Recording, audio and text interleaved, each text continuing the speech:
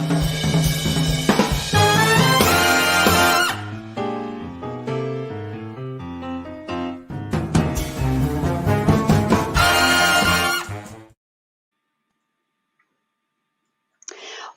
to What's Growing On. Thanks so much for joining us today. I'm your host, Dorothy Dorton, AARP Alabama's Associate State Director of Outreach for Lower Alabama. And so with the upheaval of the pandemic, now more than ever, folks have been at home, and a lot of folks we've been hearing from are really kind of concerned about access to healthy food. And so that's why my co-host and I came up with this broadcast, and which we lovingly named What's Growing On, because really in 2020, who knows what's going on, much less what's growing on. So my co-host, Tarrant, is really the star of this show, and she's the executive director of Victory Teaching Farm down here in Mobile. And Tarrant has dedicated her life to the creation of this city's only urban farm. And Victory is all about teaching Alabama children and adults healthy gardening, and while providing access to all the healthy organic fruits and vegetables from the farm. So What's Growing On is beginning today as a bi-weekly, which is every other Monday, broadcast that will be about all things for at-home gardening. All the topics are going to usually be running about 30 minutes long, and we're going to have easy to follow steps. And we are also going to put a lot of the information in the comments on Facebook afterward the broadcast, so you can see if we have a supply list or specific directions or anything like that. We can always put those in there. We also really want to hear from you, and we want you to give us your ideas on home gardening topics that we can talk about, or ask us questions. And the way you can do this is you can do it in the comment section. And you can do it also, you can email Tarrant. And what we can do is you can email her, and we can address your questions in the next episode. So please feel free. We'll put this again in the comment section, but please, we really want to know what topics you want to learn about. And we'd also like to know what questions you have. And also, as I sit here stuttering along, I do want to put in a note that we are very new to all of this virtual stuff. We've never virtually gardened before, so please bear with us as we kind of get our virtual sea legs, I should say. But again, please ask us questions, email us topics. We want to hear from you. If we get enough questions, enough great things like that, we could even do our own Q&A show, a whole show on just answering your questions. So we're going to talk today a little bit about, we're going to give you an introduction about how this show came about and kind of what the next episodes are going to be about. And we're going to talk a little bit about Victory Farm and how it came about, and how it ties in so well with AARP Alabama's initiatives in livable communities. And so, again, we'll have plenty of slides to show you. We'll always put those slides in the Facebook comments afterwards, so you can go back and look at them. And these are also recorded, so you can go back on YouTube or our Facebook page at any time and look at these. So they will always be available to you. So now I am going to be quiet and talk to the real expert.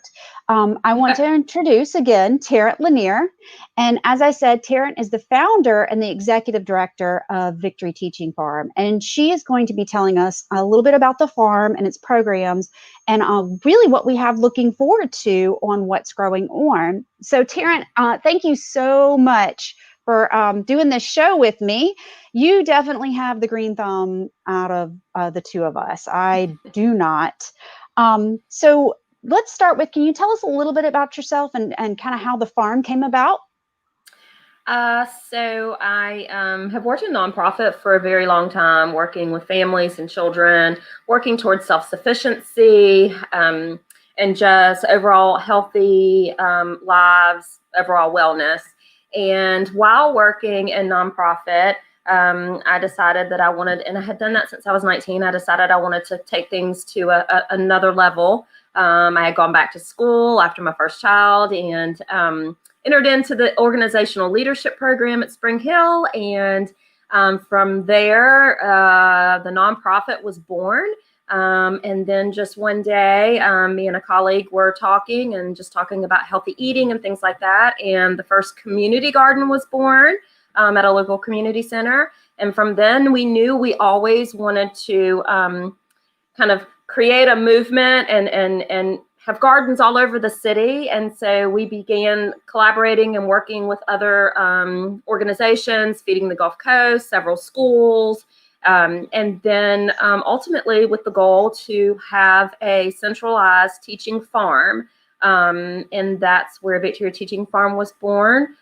We worked with the city for about a year looking for properties that were available. And it's kind of interesting. We actually turned the property down the first time because they didn't want to give us the whole entire plot. And so, but it came back to us, and the farm in 2013, we broke ground, and here we are today. This year's been a weird year, but we're still here, and we're adapting and changing, and you know, hoping to get back to a little bit of normal, to have people back on the farm. But I think these virtual workshops, I don't know that they'll go away. I think these are a great thing as well. It's a great addition. So. Excellent. Well, I remember when the farm was just basically a community garden at a local community center, and just how much it's grown now, and how much work and you've put into it. And so that's been really exciting to see it grow through the years. And so since we can't get people out to the farm for a tour, Tarrant created a great video that we want to show you real quick. And it's kind of gives you a better idea of what the farm does. And where is the farm located? Can you tell us that real quick, Tarrant? Yeah, so we are in Midtown Mobile. We are a block south of the Cannon on Rickerby Street. And so Houston Street runs alongside the back of the farm, and Rickerby is the street to the west. We're actually behind the old Woodcock Elementary School on their old school grounds. Great. Perfect. So now that maybe Mobilians have a better idea of where you're located, I'm going to go ahead and roll this great video that you created. So here we go.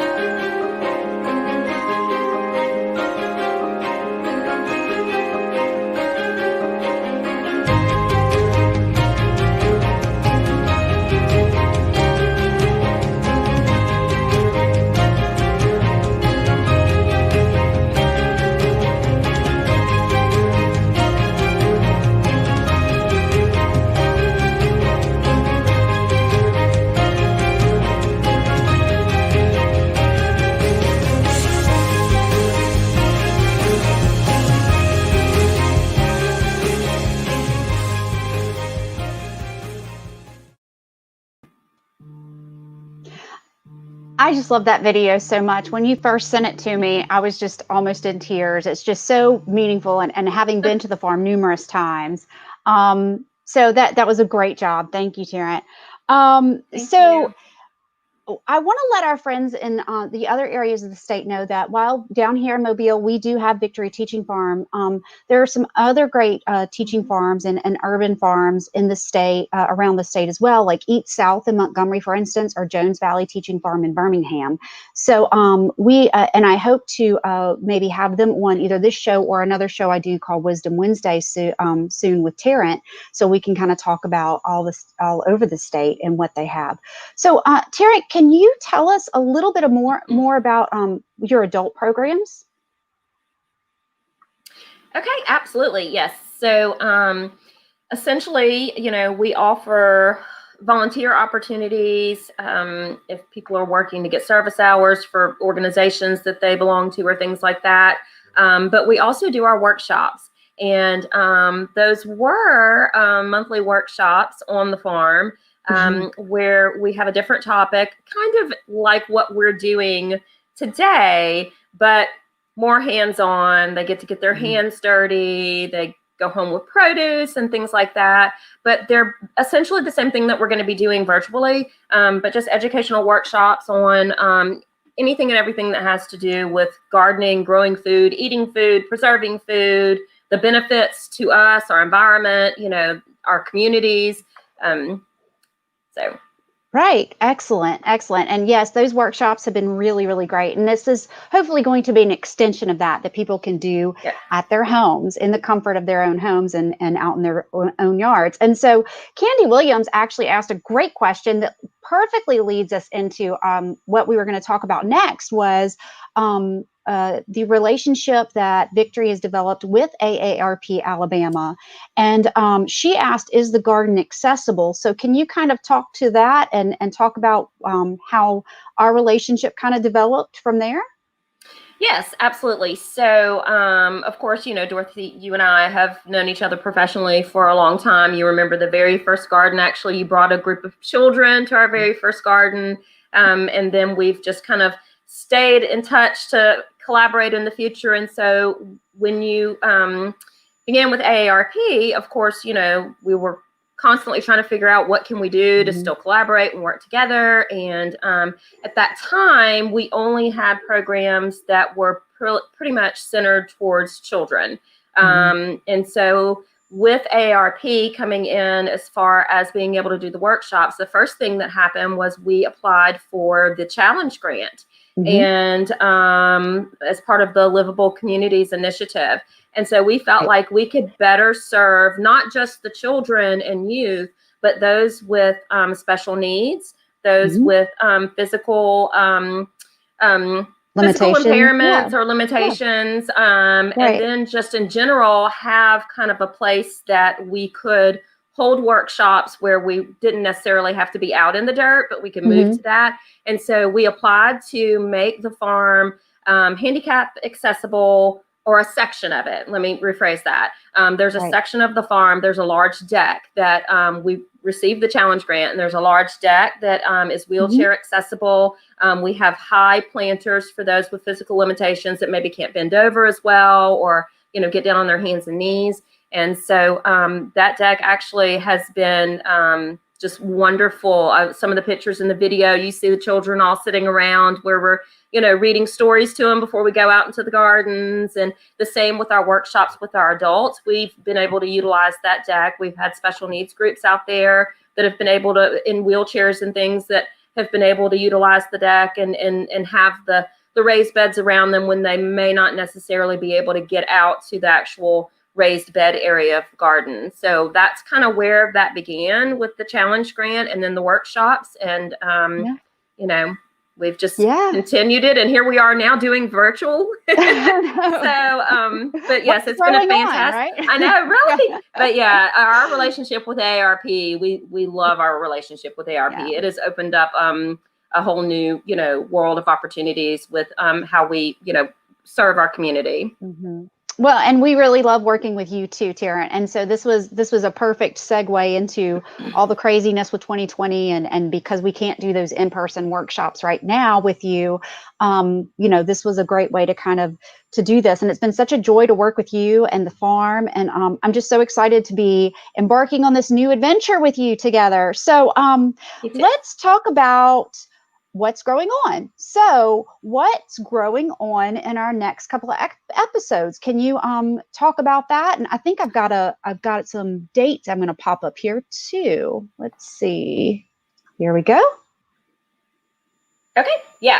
So November 2nd, starting your fall garden. That's going to be everything you need to do to get it ready, get it going, what resources are out there. We're definitely going to talk about fall produce, especially greens, because that is something that everybody seems to really love. They grow really well down here. November 16th, we're going to do a healthy garden is a happy garden. So we've got our fall garden in, and we want to keep it healthy and happy so it will produce for us. And so that's what that episode's going to be about: composting, what we can use as fertilizers. And I will just add that Victory Teaching Farm, we employ organic methods. And so anything that we'll be sharing will be focused on all natural and organic methods. November 30th, as winter approaches, if we can say winter down here in South Alabama, but I know our friends up north, they have a little colder winters than we do. So indoor gardening, there are a host of plants, vegetables and herbs that you can grow indoors. And then December 14th, which some of this was in the video too. This is one of my favorite workshops that we did with AARP this past year.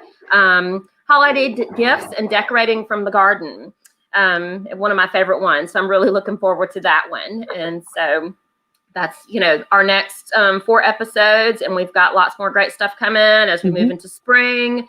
We'll have things about spring gardening and summer, and then of course, please send us your requests and your suggestions. We would love to do that, and maybe incorporate some of, the things that people are really interested in from the top of the state to the bottom of the state, as far as, gardening and growing food.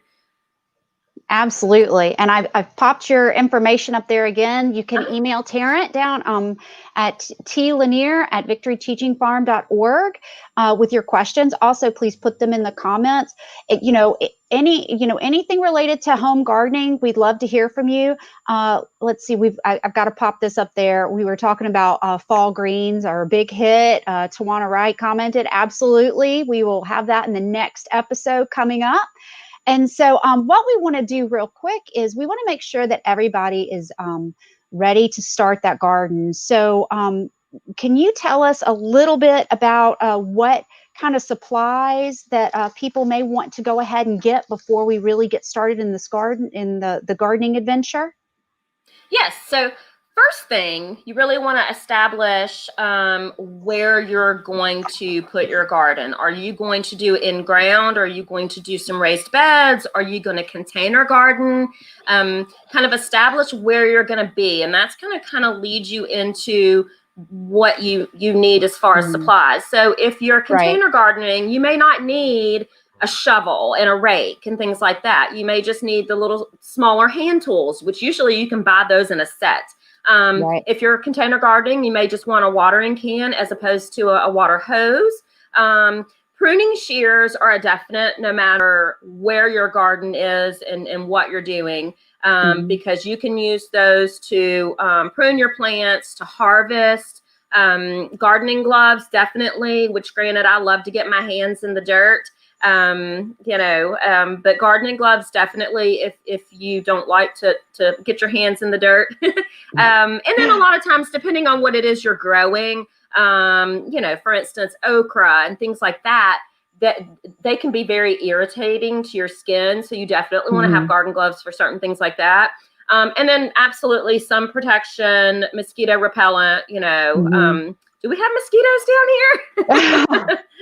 we But, have mosquito pterodactyls down here. exactly. So. But yeah, those are just some things to get started. But Yeah. definitely determining where your garden's going to be, what kind of soil you have, whether or not you need to maybe spruce it up a little, implement it a little with some extra nutrients just to get going. So Right. That's excellent. That's good information. And I have to say, I will hold my hand up and say I'm guilty of plotting out a garden and realizing all too late that the soil wasn't that great.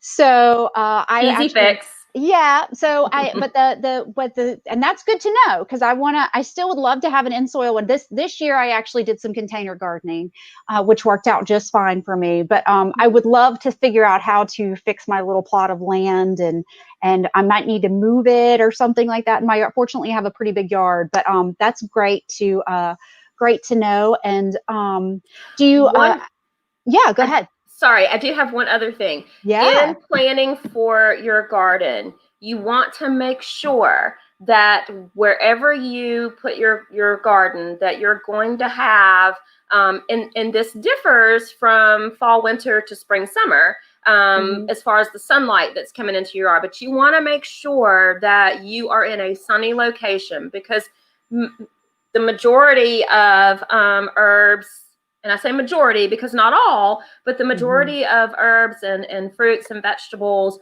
want and need at least 6 to 8 hours of sun per day, preferably morning sun.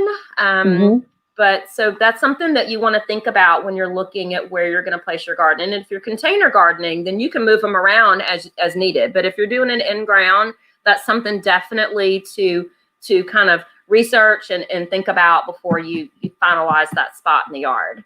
Excellent. That is some great tips. And I'm sure that if you look on YouTube and stuff, there's a lot of things that can kind of tell you about container gardening, or like you said, a raised bed, just kind of how to build that up and stuff. So there's plenty of information out there on the interwebs. And but we are really excited to be doing this again, Tarrant. Thanks so much. And I'm going to pop your information up here again.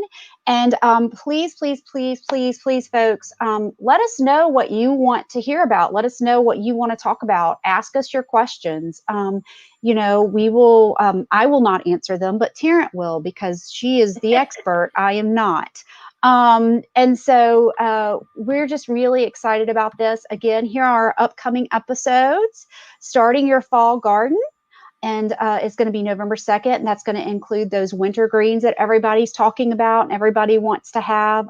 So that's going to be really exciting. Can't wait for that. And again, this is what you want to have an idea of what you need: sun protection, hat, long sleeves, mosquito repellent. Yes, they are still out there, and they are still nasty. So just keep that in mind. Away. They never go away, not down here. So No. yes, but Tarrant, thanks so much. We are going to end real quickly on a video to tell you about our upcoming events that are coming on. And Tarrant, we'll see you on November 2nd. So thank you so much. Sounds good. Thank you. Bye, everyone. Bye.